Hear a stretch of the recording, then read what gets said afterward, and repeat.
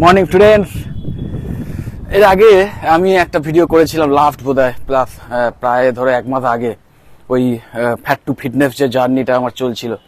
তো তার উপরে একটা ভিডিও লাস্ট আমি করেছিলাম, কিন্তু আলটিমেটলি তারপর থেকে আর এই রিলেটেড ভিডিও করা হয়নি, কারণ বিভিন্ন কোর্স কলেজ রিলেটেড ভিডিওগুলো করার আর্জেন্সি বেশি ছিল এবং আরও অন্যান্য কাজকর্ম ছিল, যে কারণে আমি এমনিতেই সময় পাই না। তো আর এই ফিটনেস রিলেটেড আলাদা করে ভিডিও এই কারণেও আরও করিনি আমি, কারণ সত্যি কথা বলতে আমি যে রেজিমে একদম স্ট্রিক্টলি ভেবেছিলাম ফলো করব, সেটা হয়ে ওঠেনি। অ্যাকচুয়ালি আমরা মানুষরা একটা ব্যাপারই, বিশেষ করে আমরা মানে সাধারণ মানুষ যারা, অসাধারণ মানুষদের কথা আলাদা, এবার আমিও তো সাধারণ মানুষের ক্যাটাগরিতেই পড়ি, তো সেই সাধারণ মানুষের পরিপ্রেক্ষিতেই বলছি যে আলটিমেটলি আমরা তাৎক্ষণিক রেজাল্ট যদি না পাওয়া যায় না, সেই বিষয়ের উপর খুব একটা ফোকাস রাখতে পারি না, এবং স্পেশালি ফিজিক্যাল ব্যাপারে, ফিটনেসের ব্যাপারে। ফিটনেস এমন একটা জিনিস যেটা কিন্তু মানে আমাদের কাছে সবসময় সেকেন্ডারি নয়, মানে তারও অনেক পরের দিকে যে প্রায়োরিটি লিস্ট আমাদের থাকে, তার মধ্যে ফিটনেসটা অনেক নিচের দিকে থাকে। মাঝে মাঝে হয়তো আমাদের কোনো সিনেমা দেখে বা কোনো কিছু দেখে বা নিজের শরীরের কন্ডিশন দেখে বা অন্য কারোর কথা শুনে হয়তো একটু ইন্সপায়ার্ড লাগে এবং তড়িঘড়ি কিছু একটা ফিটনেস রেজিমে ফলো করার কথা ভাবি, এবং ভাবি যে এই দিনের মধ্যে অমুক করে নেবো, এবং তারপরে 2-3 দিন বা 1 সপ্তাহ বিশাল একটা করা ডায়েট প্ল্যান এবং রেগুলার ব্যায়াম ট্যাম এইসব শুরু করে দিই। কিন্তু আলটিমেটলি 1 মাস হোক, 1 সপ্তাহ হোক, আবার মানে একটা সময়ের মধ্যে সেটা চলে যায়, মানে আর অত ইন্টারেস্ট থাকে না, এবং বিভিন্ন সময়ের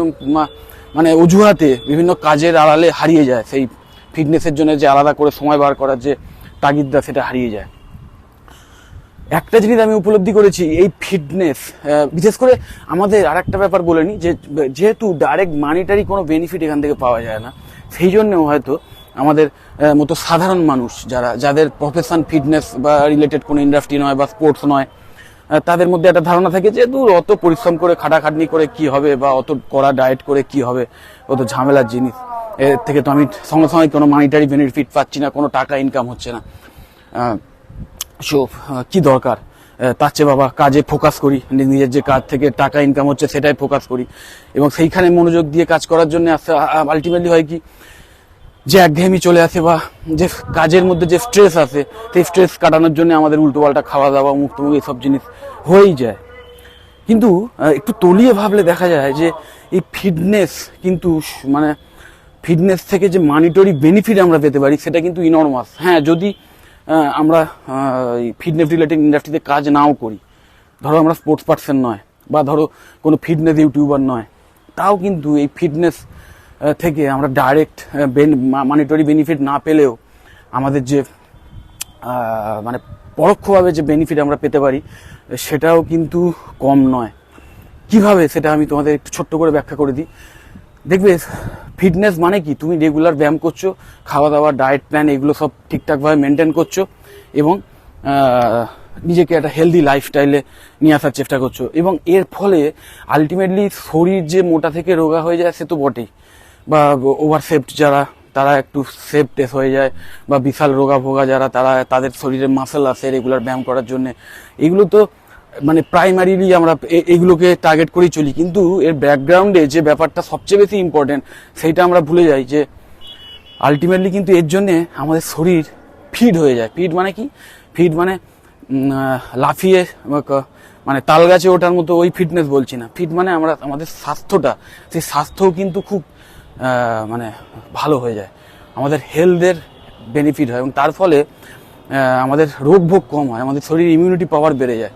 এবং আস্তে আস্তে বিভিন্ন লাইফস্টাইল ডিজিজ যেগুলোকে ক্রনিক ডিজিজ বলা হয়, সেই ডিজিজের সম্ভাবনাও কিন্তু কমে যায়, কারণ আমাদের ব্লাড প্রেশার নর্মাল থাকে, সুগার বা কোলেস্ট্রল এগুলো সব নর্মাল থাকে, এবং তার ফলে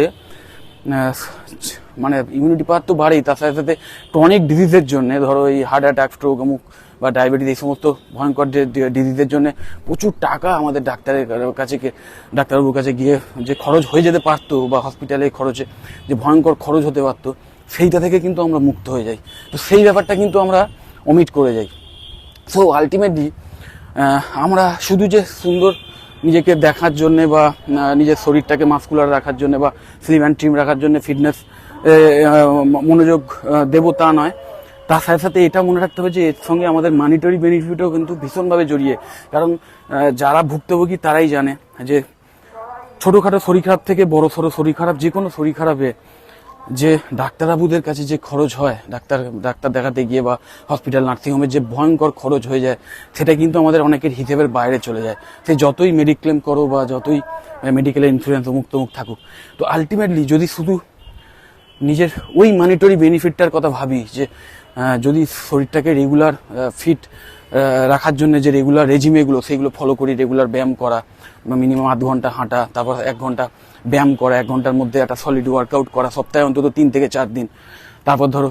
খাওয়া দাওয়াগুলো যখন খাবো সেগুলো যদি হেলদি খাবার দাবার খাই, বাড়ির খাবার দাবার বেশি খাই, বাইরের জাঙ্ক ফুডগুলো যতটা সম্ভব কমিয়ে দিয়ে ঘরের মধ্যে যে শাকসবজি বা প্রোটিনযুক্ত খাবার যেগুলো সেগুলোকে একটু বেশি করে খাওয়া, কার্বোহাইড্রেটের পরিমাণটা কমিয়ে দেওয়া, চিনি মিষ্টি টাইপের জিনিসগুলো কমিয়ে দেওয়া, এই সমস্ত বেসিক যে নিয়মগুলো যদি আমরা ফলো করতে পারি, তাহলে কিন্তু আলটিমেটলি একটা হিউজ কস্ট থেকে ভবিষ্যতে যে খরচটা হতে পারে সেই খরচ থেকে কিন্তু আমরা মুক্ত হতে পারি। সো এইটা কিন্তু ভীষণ ইম্পর্টেন্ট। এবার এইটা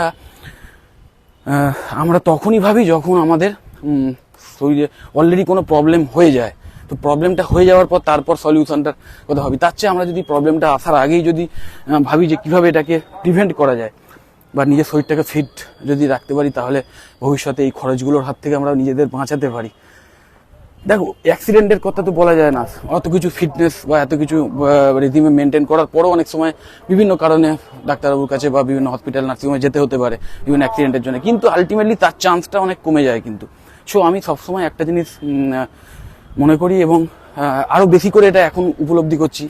কারণ এখন যেহেতু আরও বিভিন্ন অন্যান্য কারণে বা প্রফেশনাল কারণে, যেহেতু প্রফেশনাল আলাদা কাজের প্রেসারের জন্য যে শরীরটাকে স্লিম অ্যান্ড ট্রিম করার তাগিদটা অনেক কমে গেছে, কিন্তু এইটা খুব বিশালভাবে আমি মাঝে মাঝে ফিল করি যে আলটিমেটলি নিজের শরীরটা নিজের, তো নিজের শরীরটাকে যদি ফিট রাখতে হয়, নিজের শরীরটাকে সুস্থ রাখতে হয় এবং ভবিষ্যতে এই সমস্ত খরচার হাত থেকে যদি নিজেকে বাঁচাতে হয়, এই মেডিকেলের যে হিউজ খরচা সেগুলোর হাত থেকে নিজেকে বাঁচাতে হয়, তাহলেও কিন্তু রেগুলার একটা ফিটনেস রেজিমে মেনটেন করা ভীষণ ইম্পর্টেন্ট।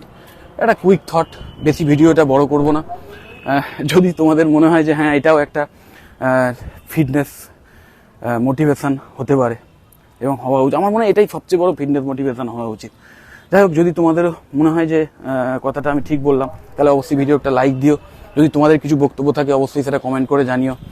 আর আমার চ্যানেলটা যদি সাবস্ক্রাইব না করে থাকো তাহলে অবশ্যই সাবস্ক্রাইব করবে। আবার খুব শীঘ্রই দেখা হবে তোমার সঙ্গে। টাটা।